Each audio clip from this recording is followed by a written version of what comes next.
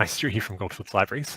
I'm just here to very quickly introduce you to Cohen Saunders, a wonderful young person from our region who is going to be interviewing Annie Raser-Rowland. They're both here on behalf of Goldfields Libraries. Unfortunately, the intro that Cohen did, which was great, got caught off in the original recording, which is why I'm here. So I just want to say thank you all for coming. Thank you, Cohen, who did a brilliant job, and thank you, Annie Raser-Rowland. Considers herself an aesthete and takes great pleasure in the sensual world, a theme that definitely comes through strong in the Art of Frugal Hedonism. Annie has worked on permaculture projects on the other side of the world as a gardener at Seaweed in Melbourne, and now finds herself spending more and more time writing 3 upcoming books. The Art of Frugal Hedonism is a brilliant little guide to spending less while enjoying everything more, and the advice in between the covers is practical and not confronting. Frugality and hedonism are words that aren't usually spoken together, and personally, neither of them were words that I'd heard before I read the book, but I'm sure we can delve deeper into that. But Annie argues that a life following either value is vastly improved by also practicing the other. It is a reflection on modern life and a vision for the future, and yet still remains grounded in practical everyday advice.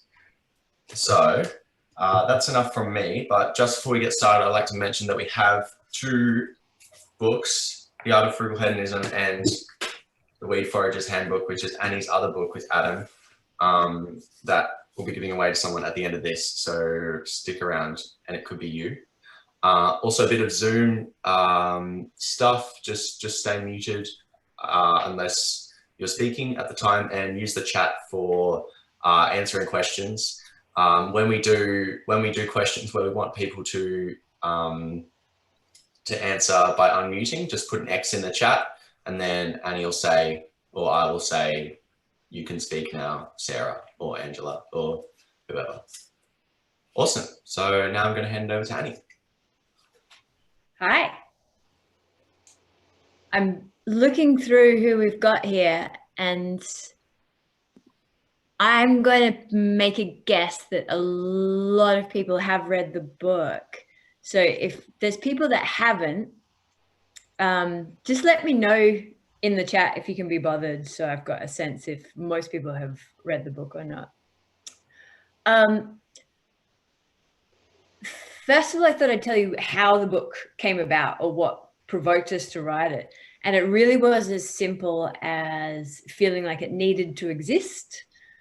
I had several friends in the course of a couple of months ask me how I always managed to have so much spare cash and didn't do much work at all, and was going on holidays and adventures all the time. And I went, well, I haven't really ever thought about that. It just seems to be the way things turn out. I do some work, the money builds up, I decide I want to do something else. Okay, there's quite a few people that haven't read it.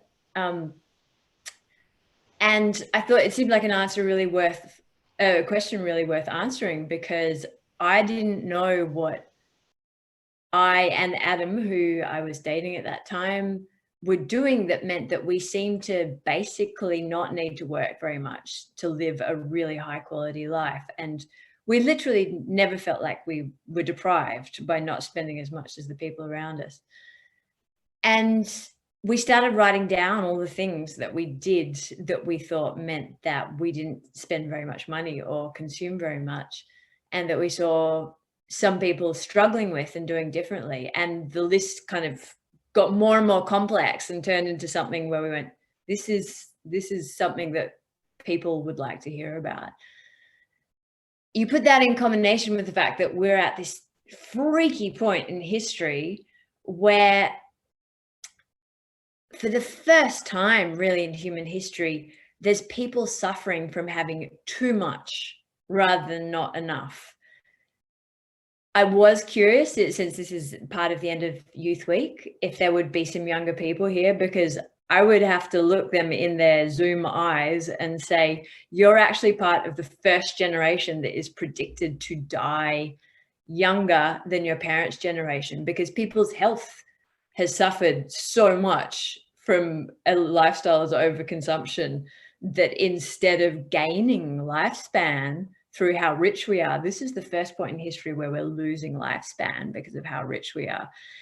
And even one fact like that is enough to make you stop and go, okay, there's something wrong here. But I'm sure anyone listening can relate to various things that overconsumption has done in their own lives, effects that you've seen of it, that make life less fun rather than more fun, which really, it's like, that's not a great scenario. Most people coming into Christmas will recognize the feeling of going to another work party or another Christmas dinner where it's just going to be too much food, and I feel like I'm always overeating, and I'm going to have to go to the gym after this or go on a fast or something to get myself back to feeling normal. There's a gripe that I hear from so many friends about how hard it is to move house because their house is so cluttered with so much stuff, and it just seems to mount up and there's nothing that you can do about it. It just more and more stuff coming in all the time. People get stressed about having things that are broken that you need to buy something else to fix, and then you need to buy somewhere to store it, and you need to buy a special cleaner to make sure it doesn't get faded. And we have stuff that requires other stuff, and then we buy more stuff to keep that stuff in. And there tends to be more bitching about too much stuff rather than not enough stuff from almost anyone that I know at this point in history. And that's pretty odd, given that up until 50 years ago, most people suffered from a lack of material goods. This poses quite a challenge for us because obviously our brains have evolved and our cultural habits have evolved over all of the preceding thousands of years of history to make us to want to get more stuff and get it whenever we can and get it when it's cheap and available and abundant, because that's been the way to armor yourself against a world where often there's shortages. So we find ourselves in this freakish situation in history where that instinct no longer serves us very well. And it means that most of us are drowning under an excess of consumerism rather than pining away from a lack of material goods. And that can be true even for people on quite a low income, because what tends to happen then is that you buy cheaper stuff that's really low quality and disposable, and then you have all the stresses associated with that stuff breaking, or you buy cheaper food that's not as good quality, and that then leads to health problems that are also definitely not hedonistic. So we started thinking about all this stuff and went, the more we start trying to think about what we do to not spend money, the more it emerges that lots of that stuff actually winds up making us happier. And that is definitely something worth writing a book about. Being more self-reliant, as an example, gives you skills and a sense of tenacity and being capable and being inventive that makes you feel excited to dwell in your own brain, and means that you're not so driven to rely on external forms of entertainment. Getting places under your own steam by using bicycles or walking instead, or public transport instead of using cars, leaves you fitter, leaves you more engaged with all the shifting aspects of the humans that make up the world, because you're there amongst them, and it feeds you anecdotes and little vignettes from daily life that you don't get when you're stuck in a car. There's so many aspects of choosing to consume less that have amazingly hedonistic side effects. And that's basically what the book is all about. But obviously, the first question all of this brings up is, how do we do this? We live in a culture that promotes spending as our first port of call for any need that we have to satisfy, and also as what we do when we want to treat ourselves. And for me, one of the first things that's really worthwhile doing is reminding ourselves how flexible the concept of normal can be. Because as soon as we strip back what we think of as normal and go, this is really a pretty fluid concept. Like, there's a lot of things that human beings have treated as normal throughout history. Then that frees us up to say, well, I can choose my own version. I can choose which one of those normals I want to be my normal. And one tiny example that I'm going to start with on that front that makes a lot of people very uncomfortable, but I can see there's quite a few people in the audience that have been here that are probably at least 50. And that means you will all remember, because I can remember that having takeaway coffee cups everywhere you go, people wandering around needing to buy a takeaway coffee and sometimes multiple takeaway coffees every day was not something that was considered normal even 20 years ago. People just made coffee at home. It just wasn't a thing. Or sometimes they went to a cafe. Now, for so many people, it would feel like deep deprivation to not buy takeaway coffees. And that's one tiny example of how this mass cultural habit that seems like the most normal thing in the world, almost like a basic human right if you live in Melbourne, where people are so obsessed with their coffee, that it just wasn't something that people did even 20 years ago. Which means that we can not do it again. And I'm not suggesting that might be something that everyone wants to give up, but it's emblematic of how much our idea of normal consumption can shift really dramatically in not much time. Another thing that I think is really fabulous for freeing up that idea of normal, not necessarily being what advertisements are telling you to do, not necessarily being what your friends and neighbors are doing, but being something really fluid, is to look at history. And I'm going to read you a little bit from the book.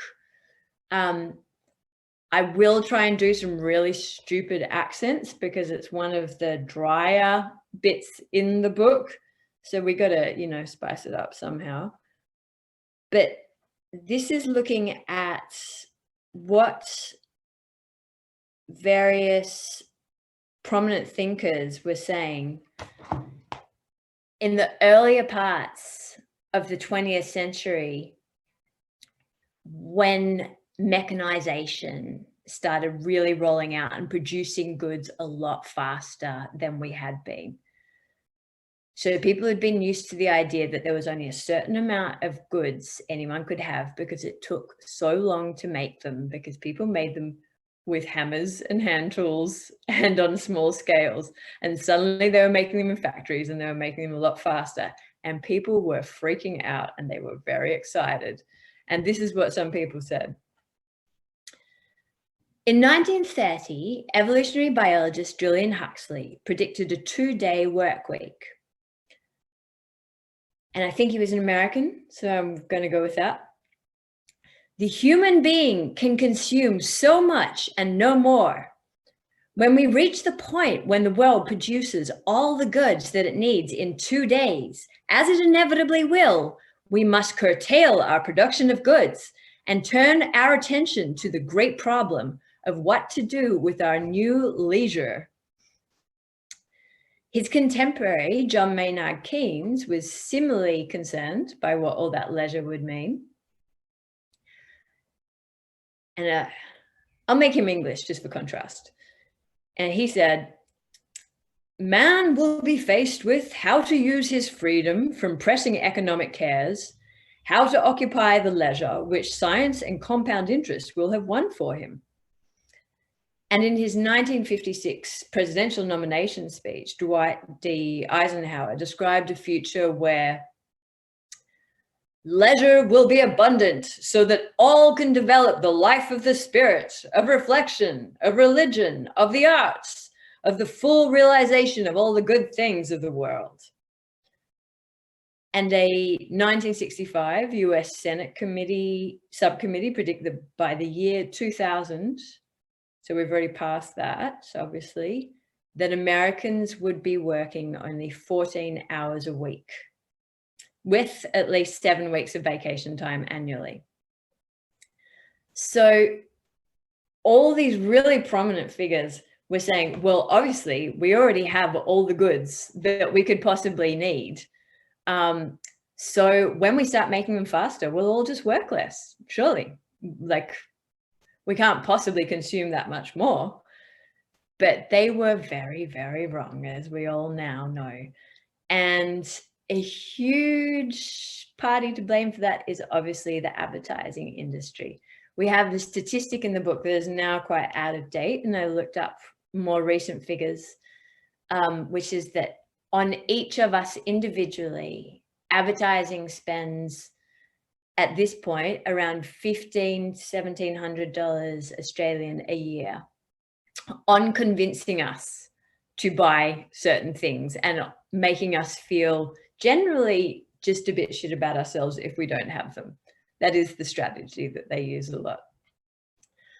And that's a really hard amount of very cleverly constructed brainwashing to completely ignore. And we can't ignore it by discipline alone. It's too much discipline to have to exercise to just say, well, I'll just deprive myself of all those nice things that the advertisements are telling me that I need. We are a pleasure-seeking creature. So a much cleverer trick in my book is to do some counter advertising to ourselves. And that is by, number one, focusing on other kinds of pleasure that we can get that do not involve consumption. And I'll come back to that in a minute. The second thing is by finding other forms of people that we want to be that are not those people in the ads. I just saw someone in the chat, and this is a great example. Someone has mentioned Ruth Goodman, who is a fabulous historical presenter who does reenactments of people living in previous eras with a bunch of historians. And she completely makes you feel like, yeah, a lot of that looks a lot more fun and I would like to be like you. So that's a great example. But I will run with a couple of the ones I've got in the book. So there's another reading coming up. No accents in this one, you may be relieved to know. This is from a chapter called Romanticize Other Eras. No matter how confidently you stride through the world, leaving a mangled trail of snubbed advertising in your wake, a bit will still get stuck to your socks here and there. Escaping seduction by advertising's lifestyle romanticizing is ultimately impossible to do using strength of will alone. And you certainly wouldn't want to do it by rejecting the romance that they're presenting. Most ads carry a subliminal message that we all have the power of self-creation and that what they are selling can help us with that. This can only really be countered by replacing their suggested romantic visions of ourselves with other romantic visions. You might even like to call it self-administered advertising.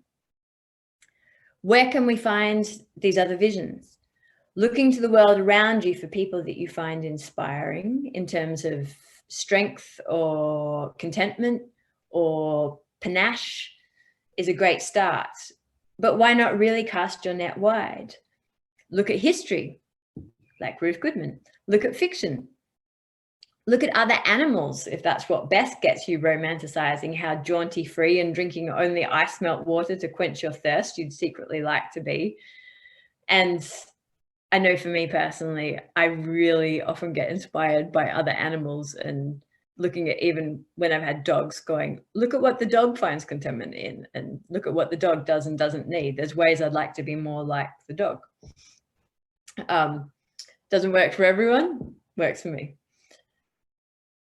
While both of your authors can lay claim to some impressive childhood nerd credentials, it's Annie who was and still is a certifiable library nerd. So we'll let her rhapsodize on the mental molding power of the novel for a while. I remember first reading about Ernest Shackleton's Antarctic journeys as a young teenager. I was fascinated and intoxicated by how the exploration team compensated for their meager rations and their harsh traveling conditions by becoming more spirited and inventive. Then I came across Tracks, Robin Davidson's account of her solo journey by camel across the arid interior of Australia in the 1970s. Then Robinson Crusoe, which could kindle a desire to craft a bowl out of a coconut in even the most Gucci-clad of bosoms. At the same time, I was lapping up whodunits featuring a canny medieval peasant lass as the sleuth and working my way through John Steinbeck's Dust Bowl classics. And then I go on to mention Matilda, Roald Dahl's Matilda, where there's the character Miss Honey, who lives a very simple life. And for me, those kind of fictional examples are a fabulous resource for any time I find myself comparing to friends who may be having wonderful lives in shinier houses than mine, taking lots of expensive holidays, having beach houses, wearing more up-to-date clothes than me. First of all, I remind myself how stressed most of them are, because they generally are if they're maintaining a lifestyle of that level. But secondly, I think about those characters that have meant so much to me in history and in fiction, and the qualities that they have that to me seem so beautiful and so fun and so full of a capacity to find life stimulating and fascinating and enjoyable in all sorts of challenging situations. And it snaps me right back into the feeling of, yeah, I want to be like those people. I don't want to be like the friends consuming the expensive lifestyle. And so I actually want to throw this to you guys for a couple of minutes and have people think about role models that they have in their own lives, whether it's something fictional or whether it is your cat, or whether it's a grandparent, or, you know, it might have been an old hermit who lived down the street from you when you were a little kid, who was always cackling to himself as he walked down the street and wore the same clothes every day of the week, but seemed like he was on cloud nine. Jot it down, and if you're happy for it to be read out, put a couple of big X's or something next to your text in the chat box so that I can spot which one they are. So I'll give you like 4 minutes to do that. Get stuck into it.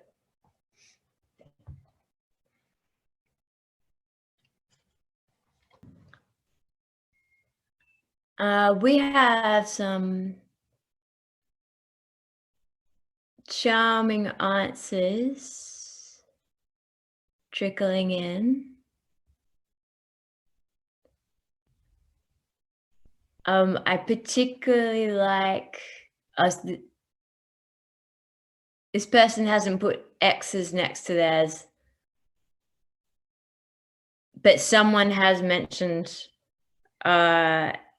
scavenging, someone scavenging nails and straightening them out, which might seem like the really hardcore version of being frugal, more akin to sort of saving old tea bags, the not fun aspect of frugal. But I actually have to argue with that, because there is something so fun about scavenging and finding something worthwhile.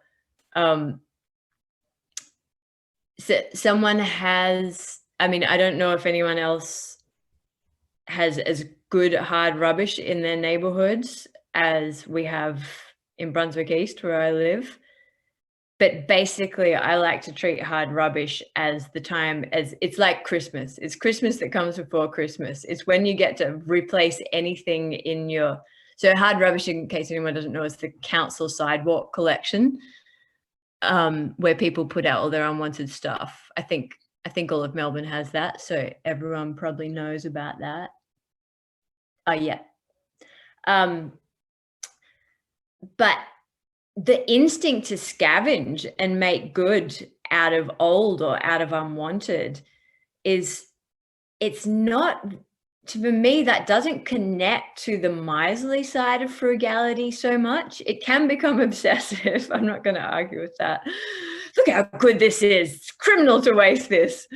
But it's just so fun to look around my house and go, every single thing I can see, from the microwave to the toaster to all of my lamps and the lampshades on them, to every dish and cup and pot and pan in the sink, have all come scavenged from hard rubbish over the years. And then every hard rubbish, you go out and you just get a slightly better version if you find one.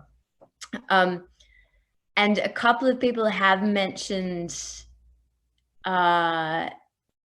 someone's mentioned their grandchildren, which it is really, so many people often mention people of older generations, but it's really nice to see some grandchildren. Sorry, Colin, were you about to say something?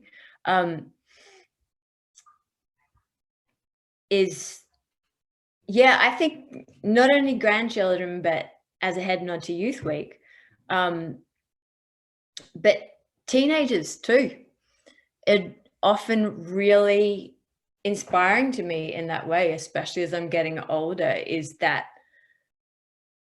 because you have an income bracket that just can't afford to do anything in the flashy way yet, that if you want to have a hangout with friends, you do go sit in the gazebo in the park and sit there and, you know, pick at the ants running between the cracks on the floor of the gazebo and have a long, deep and meaningful or a raucous fun time sitting in that free place without going, well, of course we're going to go to a bar to do this. And there is no reason that we can't hang on to those habits as we get older. That stuff was fun when we were 20 for a reason, and it's still fun. It's just the fear of it being unseemly as you get older to not make that cheap kind of fun that stops a lot of people.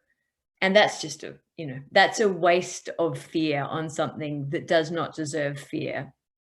The shame, yeah, it is a terrible shame to not scavenge things from the side of the road or to sit in a gazebo with your best mates and have a grand chat just because you feel like someone might look at you wrongly.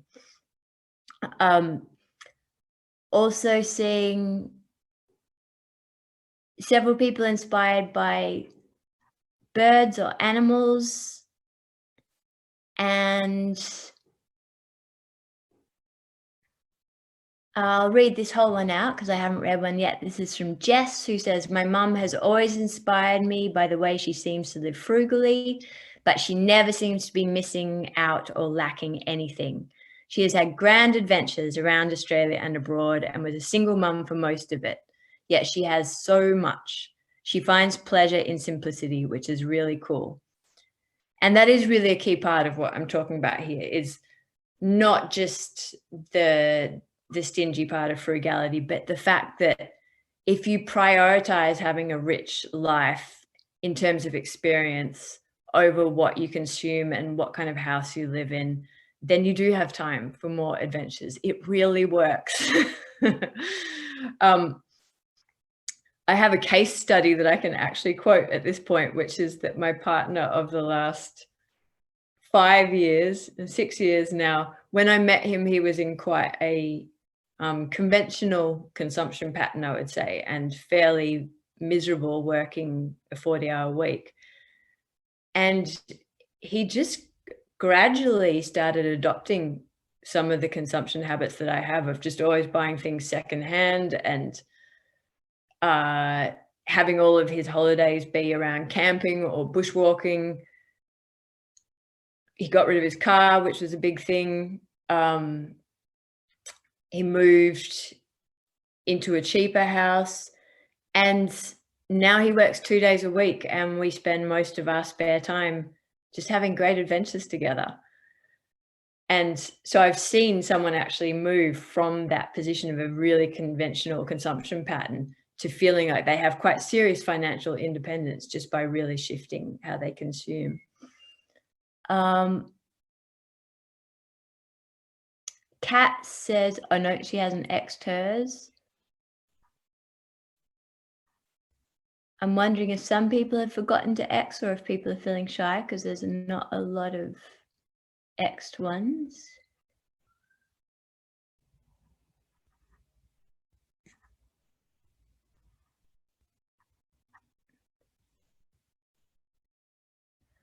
Someone here, Ray Scavenging, Nakomi, is saying that she grieves not having hard rubbish collections where she was, and that there was a great recycling yard there. That's true. Everyone can see all the chats, so I don't necessarily need to be reading them. All right. So one of the most important tools in your frugality toolbox is to enjoy free things more. We've got all the advertisers telling us how to enjoy things that we've paid for, and doing it in fairly insidious ways, one of which is a sort of pretty modern phenomenon. I'd say in the last 10 years, you're seeing a lot of advertising campaigns respond to the fact that people have bought everything that could possibly be necessary to them by angling the luxury, taking the luxury advertisement angle more. All of the treat yourself, you deserve it, make it special, which you can almost feel the advertisers' brains going, okay, we've sold everything to everyone that they could possibly need for a basic level of pleasure. Now we've got to figure out how to sell them luxury goods, because that's the only way we continue growing our business. And so it's all of that, oh, you deserve it, treat yourself angle. But there are other ways to treat yourself. And there are other ways to be hedonistic apart from buying luxury goods, as I'm sure everyone who's come along tonight is aware. And so I'm going to read you a little bit from a chapter called Relish in the book,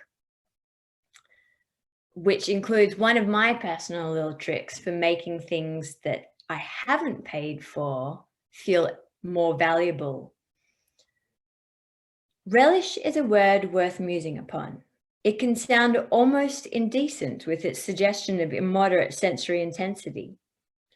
Your authors regard this full engagement with the pleasure potential of life as the very finest skill in our frugality armory. We humans are ripe with nerve endings. Why waste them? Your author Annie remembers being a kid running around the bulk food store with her best friend, plunging arms into the giant bins of dry beans and rating the different varieties for how fun they were for arm plunging. She seems to recall that the kidney beans won, and while it's possible that you might be asked to take your business elsewhere if you tried this as an adult, it does serve to illustrate how thickly strewn our daily lives are with sensual delights just begging to be noticed. If you're walking home on one of those scorched afternoons where the heat is shimmering and your muscles are all warm and loose and the air is heavy with eucalyptus oils being baked out of the street trees, you might as well choose to enjoy all of that sensory information coming at you like a molten sledgehammer. Sound challenging? Try this trick. Treat it as if you'd paid for the experience and all its sensory elements. Soak it up with relish and notice that you don't have to buy something to actively consume it.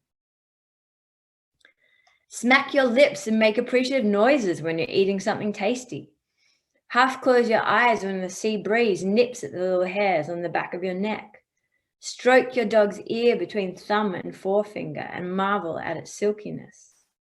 Snuggle into your bed on a cold night and actually grin about how good it is. Gaze at twinkly water until you feel a bit tipsy. Enjoy the rocking movement of the train. Go for a barefoot walk somewhere where you can curl your toes into brittle grass, mud, or sand. Listen to music while doing nothing else at all.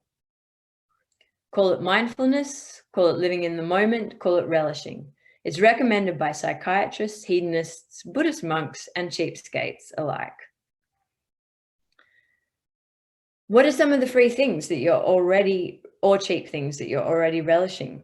Afternoon naps, singing, learning about colonial Australia's bushranger culture? Could you spend more time doing these things or give yourself more space to really engage with them? So on the back of that bit of reading, I'm going to set you one tiny piece of homework, which is to do something in the next week that normally you don't appreciate that much, but just say to yourself, imagine I paid $25 to do this, and see how your engagement with that experience changes.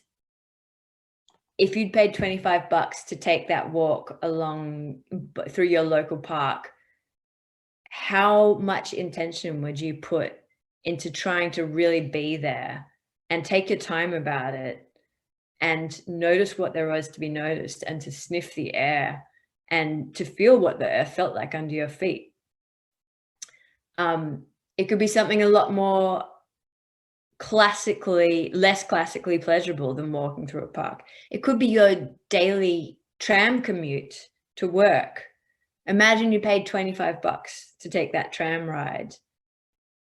What would you do if you had paid money for that experience? What would you notice? How would you feel? How would you sit differently in the seat? How would you let your mind roam? It's too easy to follow the training that we have had to only engage fully with an experience when we've paid for it. And it's really worth challenging. The other task I'm going to set you is another one for right now, which is, I'm just actually going to look at a couple of the chats. Okay, I'll come back to, someone's got a question here. I'll come back to some of those at the end of the session. Is if people want to spend a couple of minutes making a list of 2 things that they pay for regularly that they feel like doesn't give them that much pleasure. And that might be something like a magazine subscription where you've already got enough reading matter in your life and you just flip through that and you don't enjoy it that much. Or it could be buying fast fashion and ending up not wearing half of it. Feels pleasurable at the time. We've been trained into thinking that's pleasure, but it doesn't always end up being pleasure. And then 2 things that you do that are cheap or free that you enjoy the heck out of and that you think you could spend more time and more attention to doing. So yeah, I'll give you another couple of minutes, and if people want to put some stuff in the chats.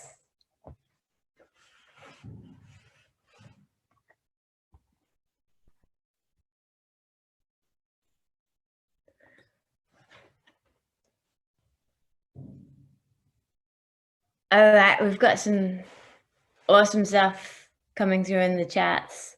Watering in the garden in the morning while drinking a cup of tea. I love doing that too. Taking a dog for a glorious swim in the dam in the bush and seeing her joy and delight.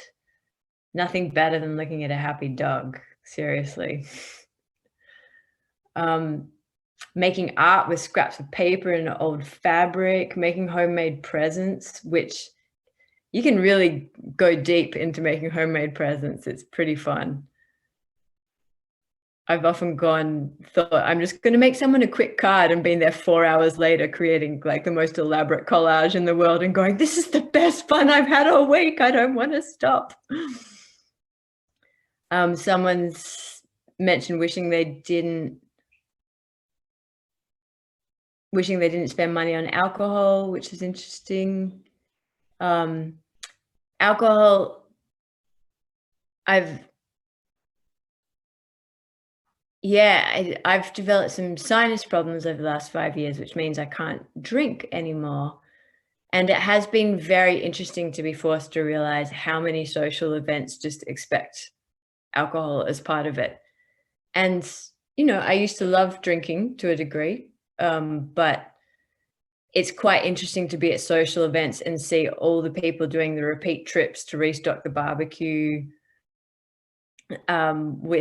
with booze and seeing the mountains of bottles at the end of the night. And I had just as good a time as everyone else and didn't consume any of that while I was there. Not for everyone, but it's definitely worth questioning, because drinking, the pressure in Australia to drink just as a norm is pretty intense. Too many subscriptions, some people are saying, leading to default watching of TV shows. Yeah. And that nice alternatives to that stuff is really simple things like playing cards and chess. And I think any of us who've been through, there's a chapter in the book that I was going to maybe read from, but we're going to run out of time, called Recalibrate. And one of the examples I have on it of ways that we recalibrate our sense of what seems exciting is when you have a blackout. And I'm sure every single person here has experienced a power blackout at some point.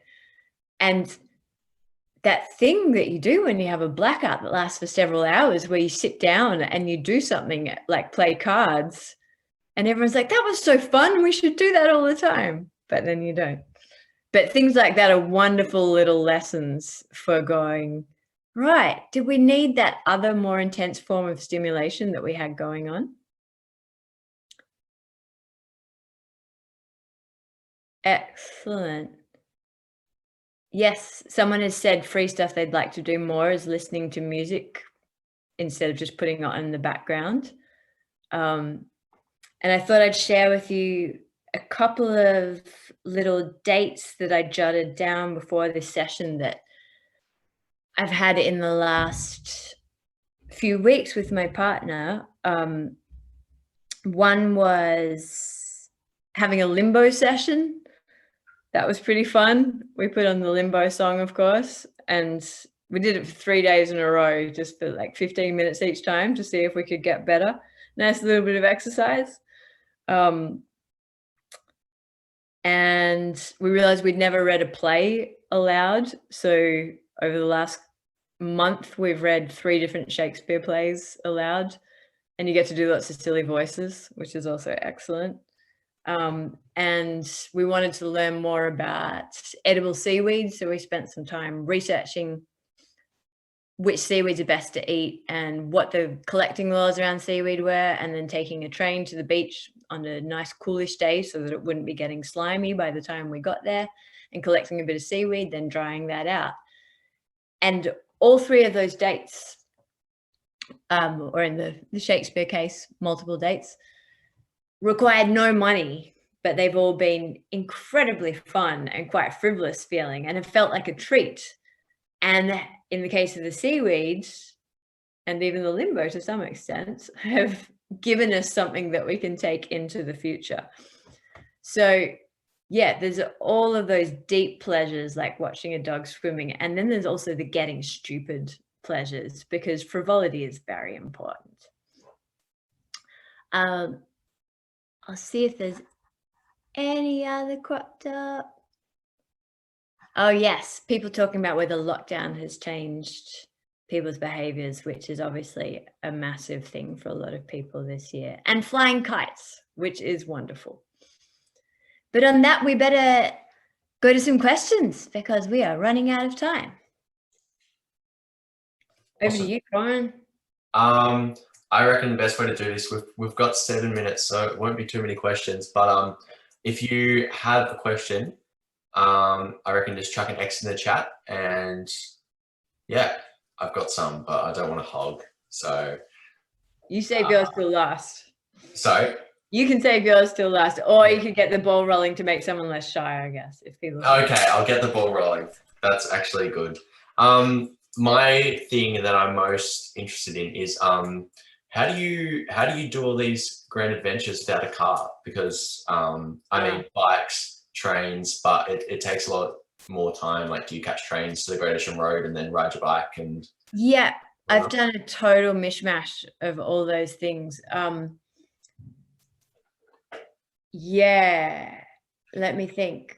Lots of walking places, and someone did ask earlier in the chat about the walking all night adventure, which I'm pretty sure it was Craigieburn Station we wound up at when we finally emerged from the countryside. So for the people that haven't read the book, there's an example in the book about using experiences to kind of stretch time and make you feel like you've had a break from regular humdrum life by doing something a bit intense. Like Adam and I decided to walk all night one night, and we started walking from our house at sunset and walked until the sun came up the next day, and we walked about 45 kilometers and had just amazing tiny adventures the whole way along. And so that was obviously a big walk and then a train ride, not for everyone. Yeah, you can get pretty canny with figuring out places to take trains to have adventures. And within that, I really like to challenge myself to turn things that don't seem necessarily like they invite adventure to become adventures. And often playing with time of day and so on can really help with that stuff. Like going somewhere crazily early, like just, I caught a train the other day to Mornington Peninsula and made sure I was there just as the sun was coming up, and that made it feel like this incredible magical adventure when I'd caught 2 hours worth of train, and by the time I got home it felt just like I'd been somewhere quite exotic because of the time frame shift. But one of the great things about not having a car is they are so expensive to run. And I can't actually take credit for this. My mum did the maths as someone who's never owned a car in her whole life and can't drive one year on how much she could afford to spend on renting a car and on taxis and on public transport a year and still come out ahead of owning a smallish car. And it was just extravagant. Like you could basically rent a car almost every weekend and pay for the petrol and come out better than running a modest car, once you factor in the depreciation and everything of the car. So even if you just treat cars as something that is only for adventuring, you can kind of pull that off. And then you work out little things like, I love to go to the little desert, and that takes 4 hours by train, but it's a fabulous train journey. And then I walk for 8 kilometers, and then you're in the little desert and you can go hiking for several days in the little desert. So it's sort of a mishmash of everything. Or I go with a friend that has a car, sometimes go places. Yeah. Yeah, cool. Yeah. I read that section about how much you can save with like using taxis last night, and it's pretty amazing. I can't remember the exact figures, but it was something like 3 $20 taxis a week and a rental car 14 weekends a year, I think. Got it. Yeah. It's just like, and we had to triple check that maths because it seems so incredible, but it's really true. Yeah. Nakomi, do you have a question? Yes, that's true. Cars are much harder to do without in the countryside. Yeah, for sure. Someone's just made that comment. I do know, if anyone's come across the blog of Artist as Family, they live very sustainably. That's their main focus in life, but they live quite near Dalesford, just about a 3K walk from the centre of Dalesford, and they live in the country without a car, but that's pretty rare. But they've got a lot of pretty clever strategies for how they make that work. Yeah. Nakomi's question has been answered. So if no one else has one, then I definitely have one to wrap up on before we announce who's won this. So I was wondering, how do we communicate this to others? Because I think probably a lot of the people here are the converted. Yes. How do we go about communicating this and not seem pretentious or like we're moralizing or you know, putting ourselves on a higher moral ground? Yeah. One of the most useful things that I found within that is not using moral language. Like, and I mean, that is part of the premise that the book is based on, is that's why, as much as I give a profound shit about not consuming for the sake of the environment, that is not the focus of the book, because people are kind of on burnout for that moral language that we should do this and we should have these behaviors because it's the right thing to do. Presenting what you do and how you're running your own life as fun is a really good start. And saying things like, I don't want to be stuck in the rat race. I want to have fun. I want to, you know, have a degree of choice about how much I work and whether I can do work that I feel good about and proud of. And I want to be able to go adventuring or be daydreamy. I don't want to be anyone's gimp.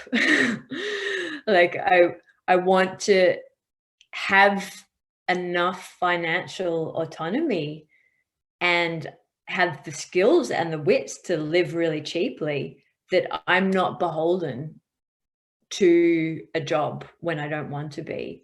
Because I think almost everyone can relate to that. And that doesn't sound moral. It sounds like, yeah, cool. Of course, everyone feels that way.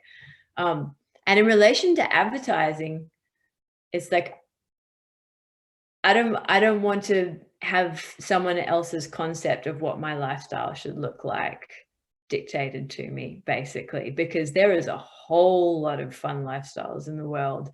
And the one that features a really nice kitchen with stainless steel fittings is a very limited spectrum of what counts as a good lifestyle. So yeah, again, it's, I don't want to be a sucker. I don't want to be, yeah, Coles and Woolworths dictating what Christmas should look like. Someone has written, and someone else has written, live it and wait for people to ask your secret. And I have actually found that's really effective. Is I've often related the story of when I was working in my friend's clothing shop for a while, and this is when I was in my early 20s, and no one had thought about trying to save money at that point, because no one made enough money to save money for the most part. And it was just sort of, yeah, we just spend all our money on booze and takeaway food and whatever. And my co-workers at the clothing shop would make so much fun of me for bringing my leftovers from the night before to work for lunch in jars. And they'd say, what is that weird stuff you've got in your jar, Annie? Oh, look, Swamp Girl's got her lunch out again with the goopy stuff in it. And I would just go, yeah, but look, you guys never have any money left at the end of the week because you're eating another pie and lemonade for lunch. And I always have money to do what I want to do when I want to do it. And I didn't say that at the time because no one wants to hear that. But so many of those same people gradually noticed that I always got to do what I wanted to do, and that I was the person who could go, I want to take a balloon flight. I want to take a hot air balloon flight. I want to see what that's like. And would have the money to do that and have much bigger experiences that came from me not caring about that constant small scale gratification of just getting to buy takeaway lunch rather than being bothered to put some leftovers in a jar to eat for lunch. And their behaviors have shifted gradually so much closer to mine over the years, as they realize that there's a lot of pleasure to be had from being a little bit lazy on a day-to-day basis in terms of I want, I have, to, yeah, just put in a little bit of effort, you know, the amount of effort that most humans throughout most of history would have considered totally luxurious, of just packing yourself a lunch and having abundant food to do that with. Just put in that, it's not too much of an ask, just put in that little amount of effort. And then you could actually have a lot of money saved to do stuff that is a much deeper pleasure than that instant gratification. Yeah, lots of people saying that, like, live it and wait for people to ask your secret and stuff. And I have found that that's all pretty true. Yeah, I love that, and they're kind of just talking about it in the way that makes it seem like it's making your life better. Like that's what sets this book apart. Really, is the hedonism part. I mean, there's plenty of stuff on how to budget well and how to be frugal and how to save money. But this is like, yeah, doing it while enjoying your life is, I think, the unique part about this book. Yes, and it's all true. Awesome. All right. Well, we've hit 8 o'clock, 8:05 actually. So we're gonna have to wrap it up. But thank you so much, Annie. I really love this, and I hope that everyone else has. I think the chat's been going off, so I think people have been loving it. We have a couple of books, and they are going. This one to Mick, and this one to Nicole White. So if you want to stick around on the end of the call, and we can figure out how to get these to you. That would be awesome. But yeah, thank you. Thanks, Annie. Thanks everyone for coming. And thanks to Goldfields Libraries and Victorian Youth Week for making this event possible. There's a couple more events for Victorian Youth Week at the Goldfields Library in January. So stay tuned for those. And yeah, I'll see you all when I see you. Brilliant. Thanks, Cohen.